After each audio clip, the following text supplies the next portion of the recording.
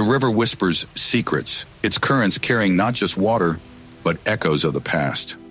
That morning, the man stood on its bank, a silhouette against the gray sky, his line cast into the cold depths. He had fished these waters for years, his life as familiar as the river's flow. But the river, like his heart, felt empty. His wife, Emily, was gone, taken by a relentless tide he couldn't control. Silence, heavy and suffocating, had become his constant companion. He exhaled, his breath a fleeting white ghost in the frigid air. Then he saw it, a pale orange shape, adrift in the current, barely breaking the surface. At first he dismissed it as debris, a waterlogged branch or clump of reeds. But something tugged at him, a discordant note in the river's otherwise tranquil melody. He watched, his heart beginning to pound a slow, heavy rhythm against his ribs. The shape shifted, revealing a hint of fur, a curve of a small, limp body. His breath hitched. It was an animal. His fishing rod clattered to the ground, forgotten. Adrenaline surged, banishing the numbness that had clung to him since Emily's death. He plunged into the icy water, the cold shocking his system. Each step a battle against the river's pull. The water rose to his thighs, numbing his skin, but he pressed on, driven by an instinct he hadn't felt in months. He reached the small, sodden creature, his heart aching at the sight. A bobcat kit, no more than a few months old, its fur matted, its eyes closed. Lifeless. He scooped it up, his hands trembling. It was so light, so fragile. He cradled it against his chest, feeling for a heartbeat, his fingers pressing against the tiny ribs. Nothing. Panic clawed at him, a raw, visceral fear. He couldn't lose this life, not after losing Emily. He pressed his fingers harder, searching, praying. A faint thud, almost imperceptible, answered his desperate plea. The kit was alive. He stumbled back to the bank, laying the kit gently on the damp grass. His hands, clumsy with cold and fear, began compressions on its tiny chest. Water dribbled from the kit's mouth. "Come on," he rasped, his voice hoarse with desperation. "Come back." He pressed again, his movements frantic, mirroring the frantic beat of his own heart. He couldn't lose it. He wouldn't. Then a cough, a weak rattling sound. The kit's eyelids flickered open, revealing glassy, disoriented eyes. Alive. The river had always been a part of his life, a constant presence, a source of solace and reflection. He and Emily had met by its banks, their shared love for the natural world drawing them together like the river's current. Her laughter, bright and infectious, had filled their small cabin, a counterpoint to the river's gentle murmur. They had built a life together, simple and honest, their days filled with shared joys and quiet moments of contentment. Fishing trips were their ritual, each cast of the line a shared dream, each catch a celebration. Emily had possessed a rare gift, the ability to find magic in the mundane, to see the extraordinary in the ordinary. Then the shadow fell. Illness, insidious and relentless, crept into their lives, stealing the light from Emily's eyes, silencing her laughter.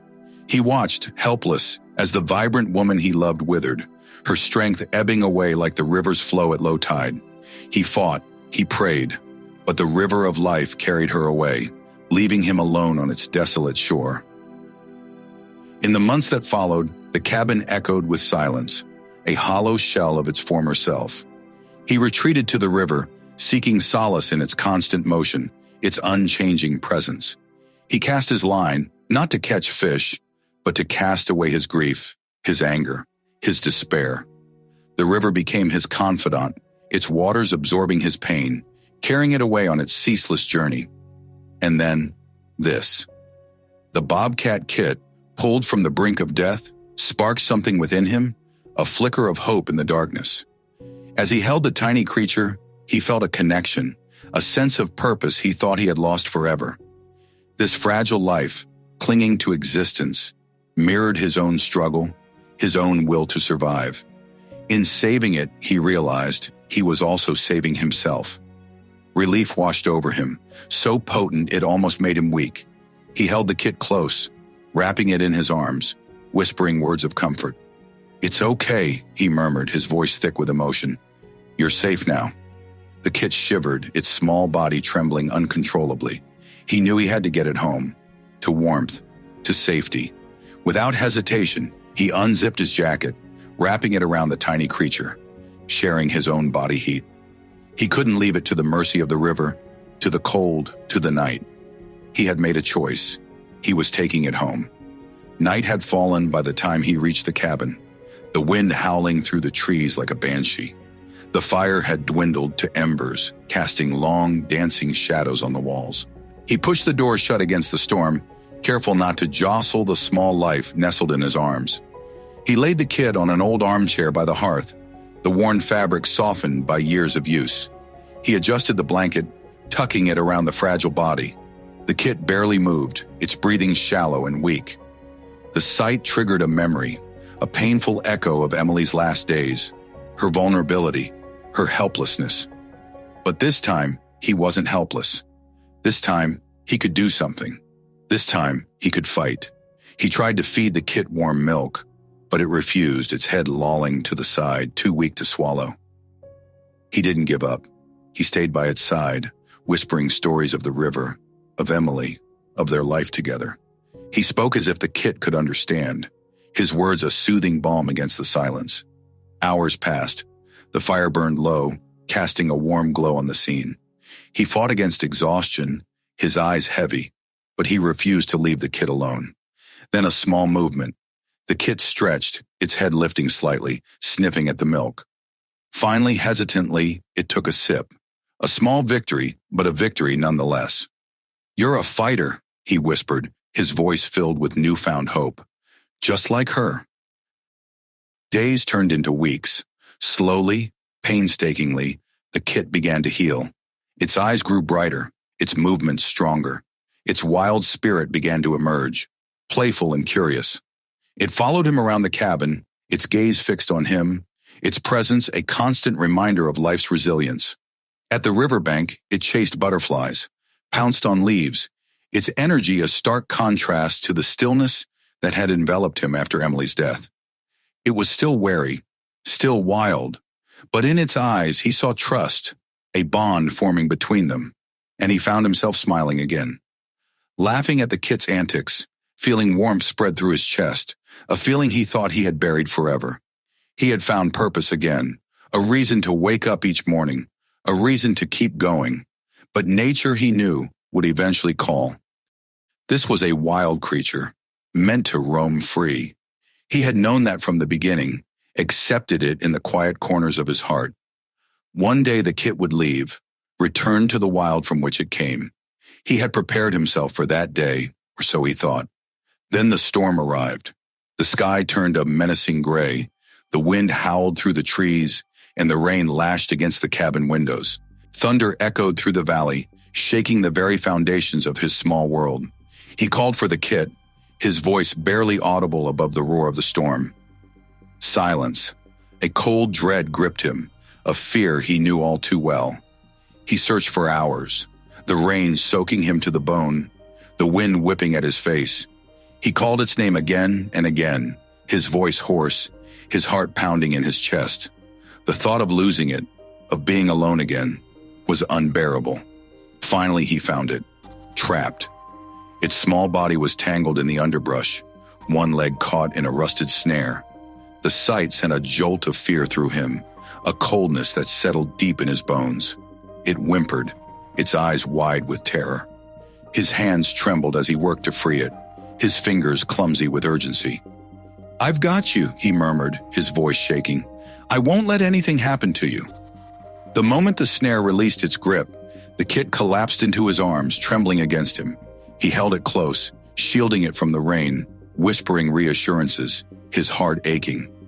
He carried the kit back to the cabin, his steps slow and deliberate, each one a promise.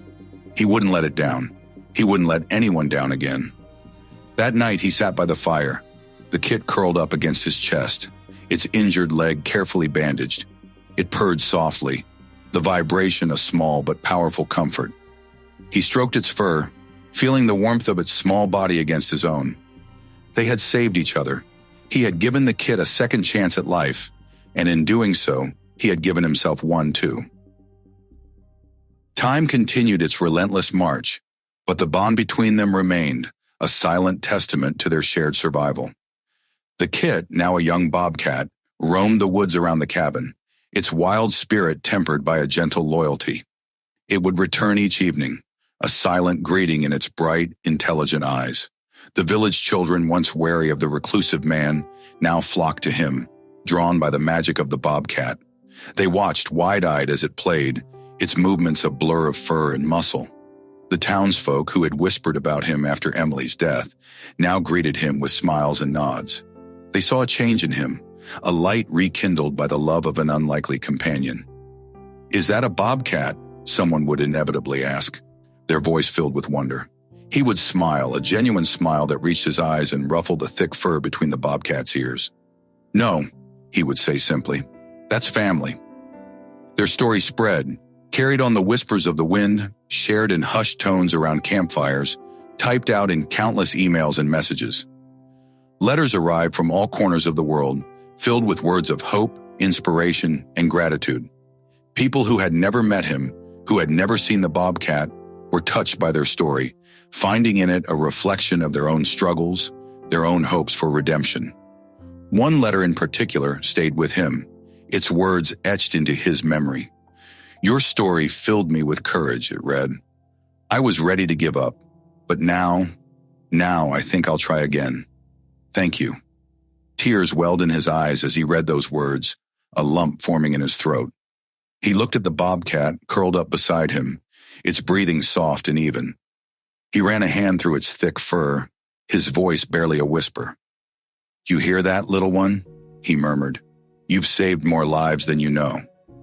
The bobcat stirred, its eyes opening, its gaze meeting his. A silent understanding passed between them, a connection forged in the crucible of loss and love. He knew that the bobcat's time with him was finite. It was a wild creature, and the wild called to it. He had come to terms with that, accepted it as a part of the natural order.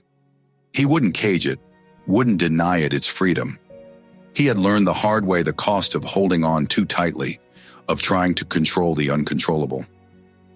One crisp autumn morning, the bobcat stood at the edge of the woods, its silhouette outlined against the rising sun.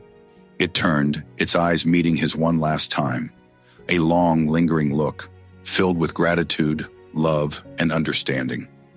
Then it turned and disappeared into the trees, melting into the shadows, becoming one with the wild. He watched it go, his heart aching, but also filled with a quiet peace. He knew he would never forget the bobcat, the creature that had saved him from himself. It had shown him that even in the darkest of times, hope can bloom, that even after the deepest loss, life can find a way to renew itself. He returned to the river, the place where it all began. He cast his line into the water, the familiar rhythm soothing his soul. The river flowed on, carrying the memories of the past, whispering promises of the future. He was no longer alone. He carried the bobcat's spirit within him, a reminder of the power of love, the resilience of life, and the enduring bond between man and animal.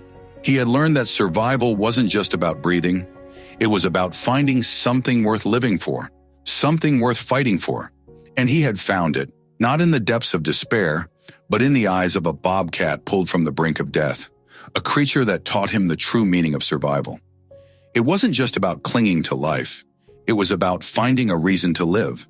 And he had found his reason in the wild, in the heart of a bobcat, and in the gentle flow of the river, a river that had once whispered of loss but now sang of hope.